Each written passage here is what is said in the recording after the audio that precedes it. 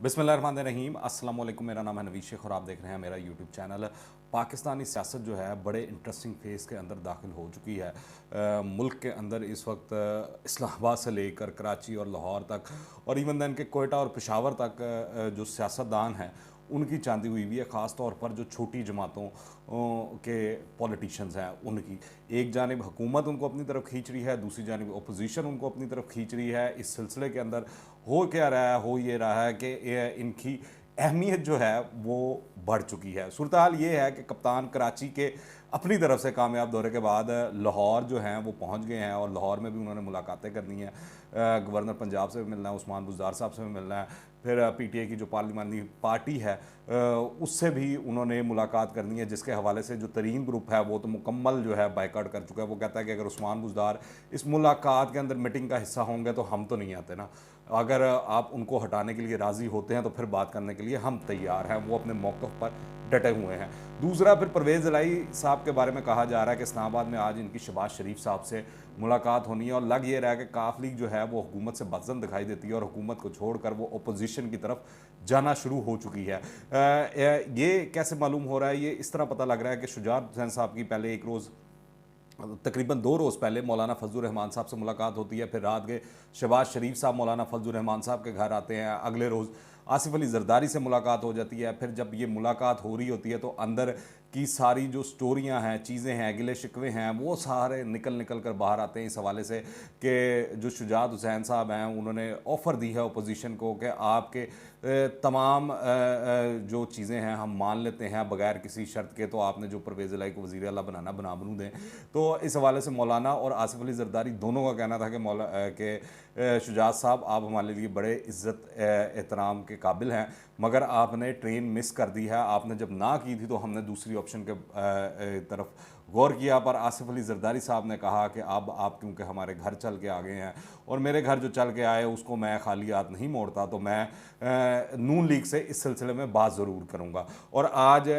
परवेज़ इलाही और जो शहबाज शरीफ साहब की मुलाकात होने जा रही है वो इसी सिलसिले की कड़ी है और लगता यह है कि मामलात और चीज़ें हल हो जाएंगी और काफ लीग भी हुकूमत का अनकरीब साथ छोड़ने को तैयार हो जाएगी। इस हवाले से जो तारिक बशीर चीमा है काफ लीग के, उन्होंने बड़ा बरमला इजहार किया अपनी ख्यालात का और पार्टी मौक़िफ़ का, और उनकी इमरान खान साहब के साथ जो मीटिंग है उसका अहवाल भी मीडिया के ऊपर आ गया है, जिसके मुताबिक जो तारिक बशीर चीमा साहब हैं उन्होंने इमरान खान साहब को कहा कि अगर आपके अपने पार्टी के 15 से 20 लोग टूट गए तो फिर हमें भी जो है हाथ बांधे ना, हमें भी इजाज़त दें, हम भी कहीं और जाएं और फैसला कर लें अपना, क्योंकि जब आपकी पार्टी आपके साथ नहीं तो फिर हम अकेले आपके साथ क्या कर सकते हैं और आपको कैसे बचा सकते हैं। फिर अब अलीम खान साहब के बारे में जिस तरह मैंने कल बताया कि वो भी लंदन पहुंच चुके हैं और वहाँ पर नवाज शरीफ और जहांगीर तरीन साहब से उनकी उनकी मुलाकात है और यकीनी तौर पर इस सिलसिले में कहा जा रहा है कि मामलात और चीज़ें तय हो जाएंगी और अगर ये तय हो जाती हैं तो तरीन ग्रुप की जानिब से कोई मुत्तफ़िका वज़ीर आला नया सामने आ सकता है जिसकी नून लीग खुलकर हमायत भी करेगी और बदले में जो तरीन ग्रुप के लोग हैं वो वफाक में भी अपोजिशन को ये हमायत करेंगे और पंजाब के अंदर भी, और यूँ एक नया सेटअप सामने लाया जाएगा। इसके अलावा MKM वालों की जब कल मुलाकात हुई इमरान खान साहब के साथ, ये तकरीबन आधे घंटे की मुलाकात थी और इसके मुलाकात को रिपोर्ट करने वालों का कहना है कि ज़्यादातर लोग जो थे MKM के वो इमरान खान साहब की बातें सुनते रहे, उन्होंने कोई ख़ास डिमांड्स नहीं की इस सिलसिले के अंदर। पर जो है जैसे ही इमरान खान साहब वहाँ पर पहुँचे तो उन्होंने जो पहली बात की, उन्होंने अदम एतमाद के हवाले से बात की। उन्होंने कहा कि हमारे नंबर पूरे हैं और अपोजिशन को शिकस्त होगी, आप हमारे साथ खड़े रहें। और जब इमरान खान वहाँ पहुँचे तो हैदराबाद और दीगर जो MKM के दफातर बंद थे वो यकदम खुलना शुरू हो चुके उसी वक्त। तो कहा यही जा रहा है कि इमरान खान साहब बहुत कुछ इस वक्त अब कॉम्प्रोमाइज़ करने को राज़ी हैं, देने को राज़ी हैं, मगर इस सूरत हाल को भांपते हुए अपोजिशन ने फौरी तौर पर MKM से रब्ता किया और आसिफ अली जरदारी साहब के साथ आज जो है MKM की मुलाकात मुतवक्की है। इसके अलावा नून लीग और मौलाना फजलुर रहमान के साथ भी कहा जा रहा है कि इनका रब्ता है, उनके साथ भी इनकी मुलाकात हो सकती है। फिर बलोचिस्तान अवामी पार्टी जो है उसके पार्लिमानी ग्रुप ने एक जानिब वज़ीर-ए-आज़म इमरान खान साहब के साथ मुलाकात मौखर कर दी है तो दूसरी जानिब खैबर पख्तूनख्वा असम्बली के 4 अरकान ने तहरीक इंसाफ की सूबाई हुकूमत पर वादे पूरे ना करने का इल्ज़ाम लगा दिया है और वो भी नाराज़ होकर बैठ गए हैं। अगर आप देखें तो इस मौके के ऊपर जो सदर BAP हैं बाप और साबिक वज़ीर आला साहब जो हैं जाम कमाल साहब, उन्होंने मौजूदा सियासी सूरत हाल के अंदर एंट्री मारी है कल से, और उन्होंने भी अपने जो है ना डिमांड्स और चीज़ें वगैरह इस तरह लगता है हुकूमत के सामने रख दी हैं कि आएँ आके हमसे भी डील करें वरना हम भी जा रहे हैं। खैबर पख्तूनख्वा असम्बली में मौजूद अरकान ने सूबाई हुकूमत पर वादे पूरे ना करने का इल्ज़ाम लगाते हुए फैसले का इख्तियार जो है जाम कमाल साहब को दे दिया है इस सिलसिले में। और इस सारी सूरत हाल में PTI बलोचिस्तान के जो नाराज़ रहनुमा है यार मोहम्मद रिंद साहब, इनकी जिम्मेदारी लगाई गई है आसिफ अली जरदारी साहब से कि वो बाप को तहरीक अदम एतमाद के अंदर जो है अपोजिशन का साथ देने के लिए राज़ी करें। और इस सिलसिले में रात को ये जो रिंद साहब हैं इनकी दूसरी मुलाकात जो है आसिफ अली जरदारी साहब के साथ हुई है, रात गए। तो ये चीज़ें बड़ी तेज़ी से बदल रही हैं, डेवलपमेंट्स बदल रही हैं, मुलाकातें हो रही हैं। अभी आप एक वीलॉग करते हैं तो 2 घंटे बाद ऐसा लगता है कि वो चीज़ें आउटडेटेड हो गई हैं, क्योंकि नई मुलाकातें हो चुकी होती हैं, नई डेवलपमेंट्स हो चुकी होती हैं। यूँ देखा जाए तो बकौल शेख रशीद, अगर इमरान खान साहब ने अपने तमाम पत्ते या कार्ड्स वगैरह अपने सीने से लगाए हुए हैं तो ओपोजिशन भी बड़ी महारत से कप्तान की हर चाल को नाकाम बना रही है। कप्तान एक बंदे से मिलते हैं तो ओपोजिशन जाकर फिर दोबारा मिलकर और वो सारी जो गेम है उसके ऊपर कांटे कूंटे लगाकर उसको फ़र्क कर देती है।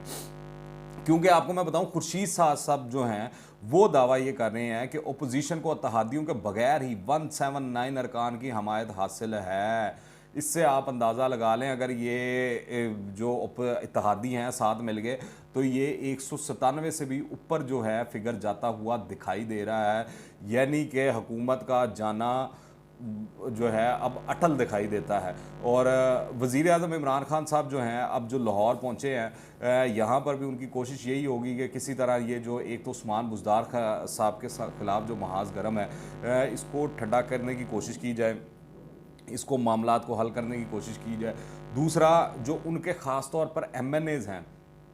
उनको पक्का रखा जाए। और जो कराची गए हैं वहाँ पर भी उन्होंने इधर उधर की कोई गुफ्तगू नहीं की, और उन्होंने जितने अपने लोगों से मिले हैं या MKM के लोगों से मिले हैं उनका मुद्दा एक ही था कि तहरीक अदम एतमाद में उनको वोट दिया जाए। अब दूसरी एक और कहानी भी चल रही है इस सिलसिले के अंदर तहरीक इंसाफ से कि शायद वो जो है एक आर्टिकल जो है उसका इस्तेमाल करते हुए सिर्फ अली मोहम्मद खान साहब को जाने की इजाज़त हो, और जो बाकी तहरीक इंसाफ के अपने लोग हैं जो पार्टी के ख़िलाफ़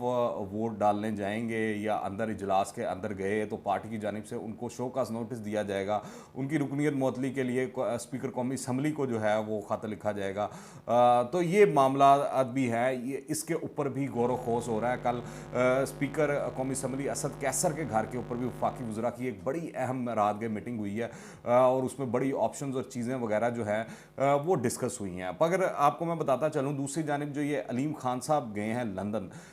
उनका जो लबो लहजा है वो बता रहा है कि वो PTI की कश्तियाँ जला चुके हैं, वो आगे की तरफ देख रहे हैं और पीछे मुड़ कर नहीं देखना चाहते। वो अपने खिलाफ इस साजिश को भी नहीं भूले जिसके तहत इन्हें ऐन मौके पर नैब केस में फंसवा दिया गया था ताकि वो पंजाब की वज़ारत आला के लिए कोशिश ही ना कर सकें। इसका इजहार उन्होंने 3 ग्रुप के इजलास में खिताब करते हुए भी किया। और जहांगीर तरीन खान साहब के साथ जितनी ज़्यादतियाँ हुई हैं, सारे मामला हुए हैं, वो तो सलीम साफ़ी साहब रोज़ आकर TV पर भी और अपने वीलॉग्स के अंदर भी और अपने कॉलम्स में भी